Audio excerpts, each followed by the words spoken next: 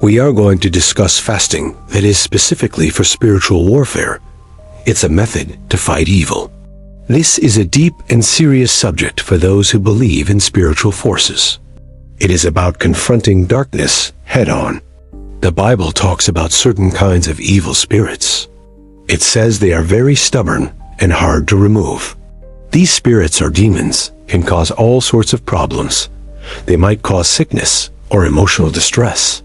Sometimes, no matter how much you pray, the situation does not seem to change. It feels like a roadblock. This is where the practice of spiritual fasting comes in.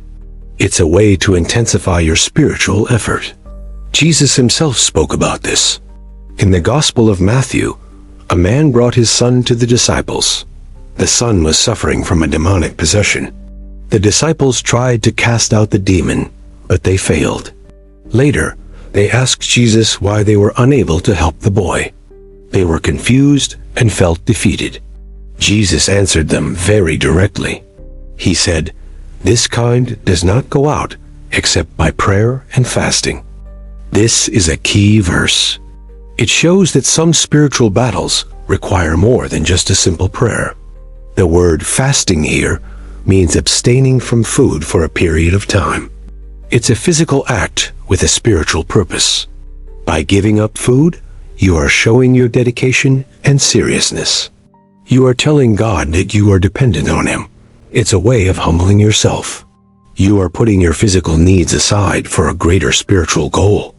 Fasting helps to sharpen your spiritual senses. It can make you more aware of God's presence and will. When you are fasting, you are denying your fleshly desires. This strengthens your spirit and weakens the flesh. Demons, or evil spirits, often operate in the realm of the flesh. They exploit our weaknesses and desires. By fasting, you are putting your flesh under submission. This creates an environment where the evil spirit has less power. It's like starving the enemy's supply line. You are cutting off the things that give the enemy a foothold. Fasting also shows God how serious you are. It's a tangible sacrifice that speaks louder than words alone. When you combine prayer with fasting, it becomes a powerful spiritual weapon. It's a double-edged sword. Your prayers become more focused and more fervent. The act of fasting fuels your spiritual intensity. It's not a magical formula. It's not about earning God's favor. It's about aligning your will with His. The purpose of fasting is to draw closer to God. The closer you are to Him, the more His power flows through you. When you are filled with God's power and presence, darkness cannot remain.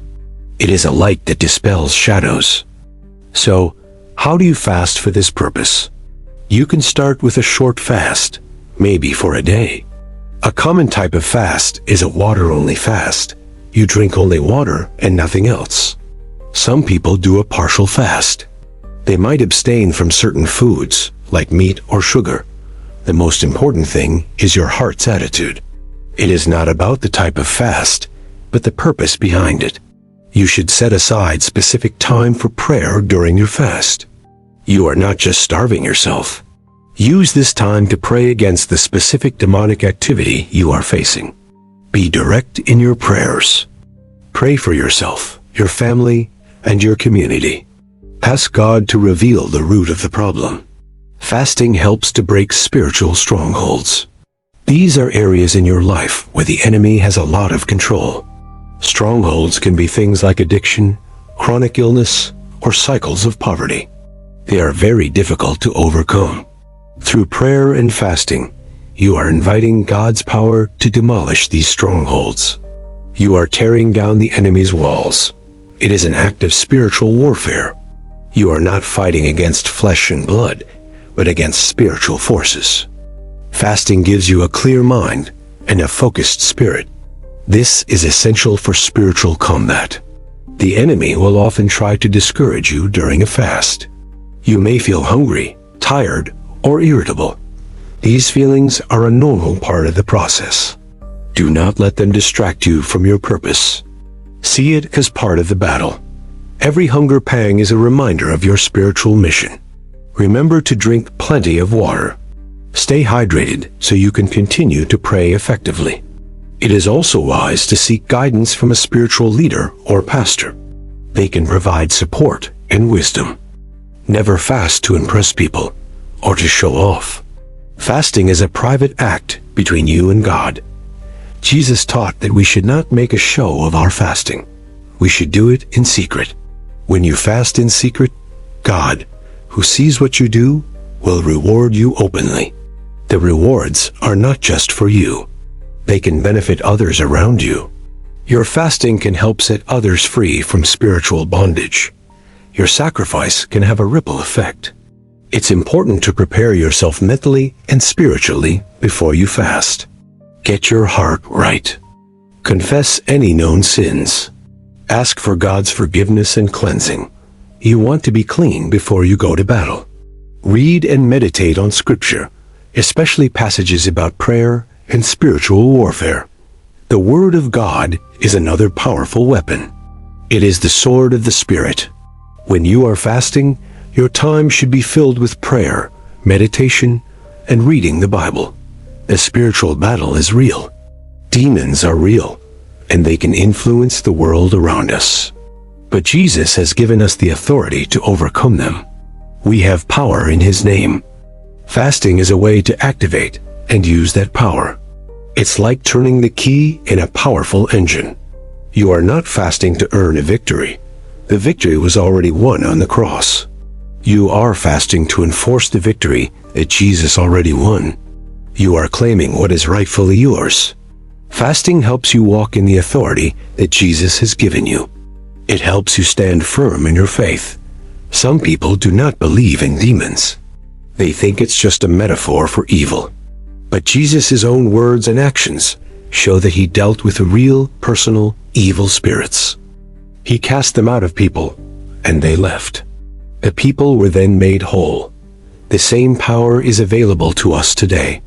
We are called to continue His work. Fasting is not just about abstaining from food. It can also mean giving up other things.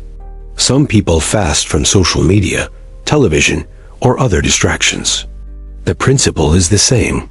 The goal is to create more time and space for God. It is a way to prioritize your relationship with Him. A person who is constantly distracted cannot hear God's voice clearly. Fasting helps to clear the noise. When your mind is quiet and your spirit is focused, you are more receptive to spiritual guidance. God can then reveal to you the strategies you need to fight the specific spiritual battle. He may show you the root of the demonic problem. He may give you a specific prayer to say. Spiritual warfare is not something to be taken lightly. It requires seriousness and commitment. It is a war for souls, for minds, and for hearts. The stakes are very high, but remember, you are not fighting alone. God is on your side, and He is a victorious warrior.